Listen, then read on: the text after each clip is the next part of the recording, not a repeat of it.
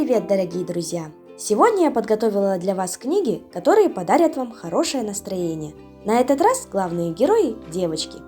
Внимание! Представляю вам книги, напечатанные рельефно-точечным шрифтом.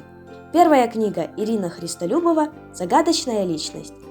Следующая книга Нарине Абгарян «Манюня» в 4 частях. Первая из серии «Приключения Манюни». Первая книга «Загадочная личность». Главный герой Маша Веткина, которая учится в 5 В-классе. Она любит мечтать, как и все мы. Но еще она стремится исполнить все свои мечты. Да, это, конечно же, правильно, но у Маши все получается как-то не так.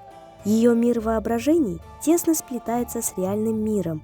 И это вы узнаете, когда Маша попытается стать загадочной личностью. История Веткиной и ее одноклассников полна забавными моментами.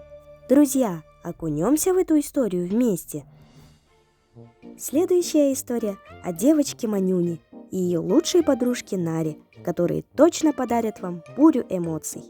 Девочки, имеющие единственную лучшую подругу в мире, с которой все на свете переживешь, понимают, о чем я говорю. Манька и Нарка именно такие подруги. Они вместе искали приключения на свою голову и вместе получали, если что-то натворили. Посмотрим вместе на их проделки и познакомимся с другими интересными персонажами из этой книги. А на этом наш обзор подошел к концу. Эти книги рекомендую читать не только подросткам, но и взрослым. Всем хочу пожелать удачи и до следующего выпуска.